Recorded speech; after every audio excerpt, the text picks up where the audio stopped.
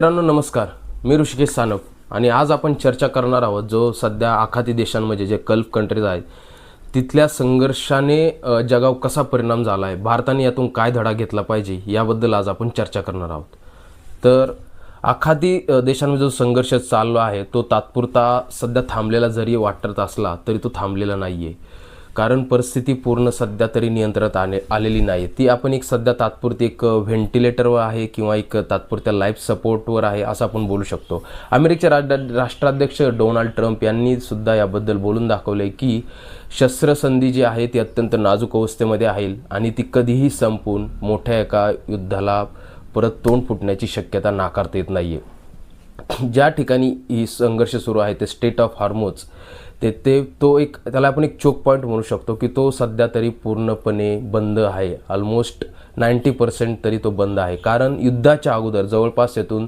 200 तेलवाहू जहाजाची ये जा होत होती। आता सध्या फक्त तिथे 10 ते 12 तेलवाहू जहाजांची ये जा होत आहे।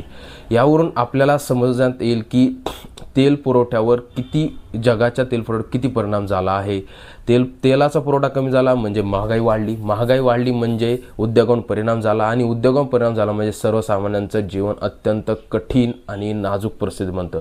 म्हणून जगातील अनेक देशांनी जवळपास 122 देशांनी हे धोरण ओळखून स्वतःच्या ऊर्जा धोरणात देशांतर्गत बदल करण्यास सुरुवात केली आहे।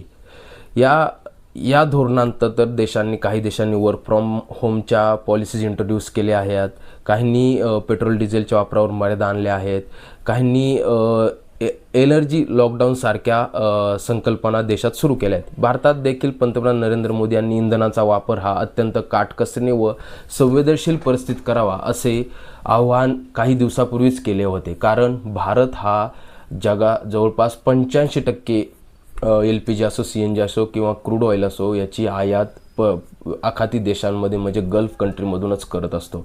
म्हणजे फक्त आपण 15%च आयात ही स्वतःमध्ये त्यामध्ये स्वतःची जसं CNG असो आणि बाकीची आयात ही बाकीच्या देशांकडून करत असतो।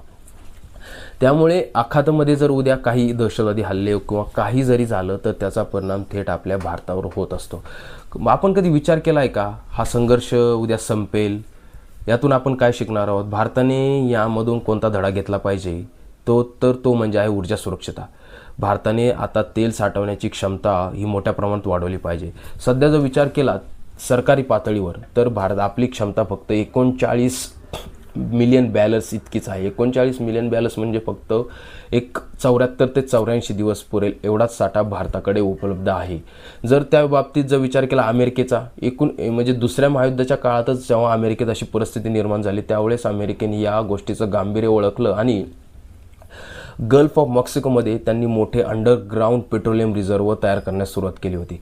आज अमेरिकेकडे जवळपास 430 मिलियन बॅलर्स म्हणजे भारताच्या जवळजवळ 10 पट ऑइल साठवून ठेवण्याची क्षमता आहे। तुम्ही विचार आता बॅलर म्हणजे काय? एक बॅलर म्हणजे जवळपास 159 लिटर तेल असतं आणि जर भारताची गरज ओळखली तर भारताला जवळपास दररोज 50 लाख बॅलर्स इतकं आपली बुक आहे, म्हणजे आपल्याला तेवढं लागत आहे। म्हणजेच काही दिवस पुरेल इतकाच तेल साठा आपण ठेवू शकतो। जर उद्या दहशतवादी हल्ले किंवा समुद्रमार्गात अडथळे वाढले किंवा स्टेट ऑफ हॉर्मुझ किंवा एखाद्या चोक पॉईंटवरचा तणाव वाढला तर भारतासारखी अर्थव्यवस्था ही प्रचंड तणावात येऊन तेथे त्या भारताला आर्थिक धक्का आणि सामाजिक धक्का बसू शकतो। आता विचार करूया बाकीच्या देशांबद्दल। जसं मी अमेरिकेत सांगितलं, अमेरिकेची साठवण क्षमता जवळपास 430 मिलियन बॅलर आहे।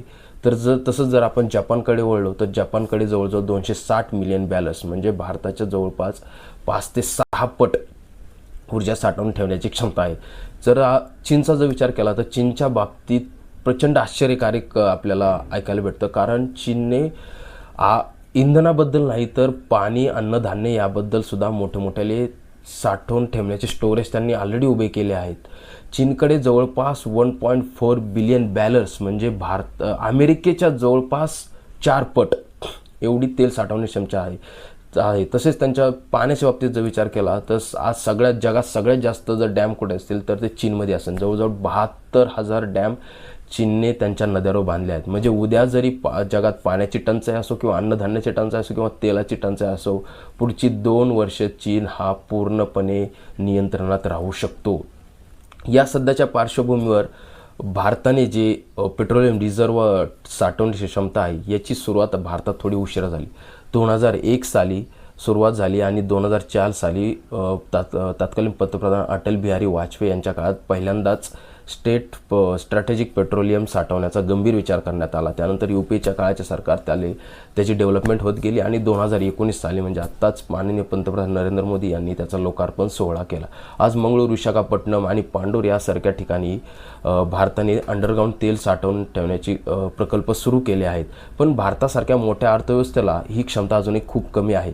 त्यामुळे भारताने आता पुढील काही वर्षात किमान 200 मिलियन, मी किमान बोलतोय, किमान 200 मिलियन बॅरल्सपर्यंत सरकारी साठवून ठेवण्याची क्षमता वाढवणं गरजेचं आहे. याच पार्श्वभूमीवर सध्या आपल्या पंतप्रधानांनी अलीकडेच UAEचा दौरा केला. तो अत्यंत महत्त्वाचा ठरतो, कारण मोदी युरोप दौऱ्यावर असताना फक्त 2.5 तासांसाठी UAEमध्ये गेले होते आणि त्यांनी जवळपास तिथे 5 करारावर स्वाक्षऱ्या करण्यात आल्या. त्यातील UAEची एक बहुराष्ट्रीय तेल कंपनी आहे, तिने भारतामध्ये 30 मिलियन बॅरल्स तेल साठवून ठेवणार आहे आणि त्याचं काम तिने आतापासूनच सुरुवात केली. साऊथ इंडियामध्ये त्या कंपनीने ऑलरेडी डेव्हलपमेंट किंवा इन्फ्रास्ट्रक्चर उभारणं सुरू केलेलं आहे.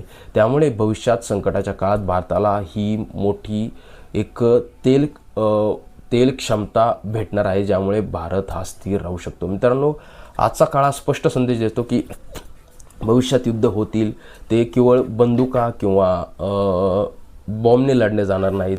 ती तर आता सध्या जर आपण विचार केला, भारत पाकिस्तान युद्ध जे ऑपरेशन सिंदूर केलं, इस्रायल इराण जे सध्या ड्रोनने लढलं गेलं बऱ्यापैकी, पण नंतर रशिया आणि युक्रेन युद्ध असेल तिथे मोठ्या प्रमाणात ड्रोनचा वापर केला गेला. तर यावरून एकंदरीत असं कळतं की ज्या देशामध्ये संसाधने मोठे असतील, जो देश आत्मनिर्भर असेल, तोच देश भविष्यात मोठा मजबूत राहणार आहे. म्हणजे भारताने तेल साठवणी क्षमता वाढली पाहिजे, पर्यायी ऊर्जेला प्रोत्साहन दिलं पाहिजे, इलेक्ट्रिक वाहनांकडे वळले पाहिजे, सौर ऊर्जेसाठी मोठी गुंतवणूक करणं सुद्धा गरजेचं आहे. त्याचबरोबर मित्रांनो, हा संघर्ष उद्या थांबेल, परिस्थिती सामान्य होईल, तेलाचे दर पुन्हा कमी होतील, पण भारताने या संकटातून योग्य तो धडा घेतला पाहिजे. कारण जो देश संकटातून शिकतो तोच देश महासत्ता बनतो आणि भारताकडे ती क्षमता आहे, ती ताकद आहे. फक्त योग्य वेळा योग्य निर्णय घेण्याची गरज आहे.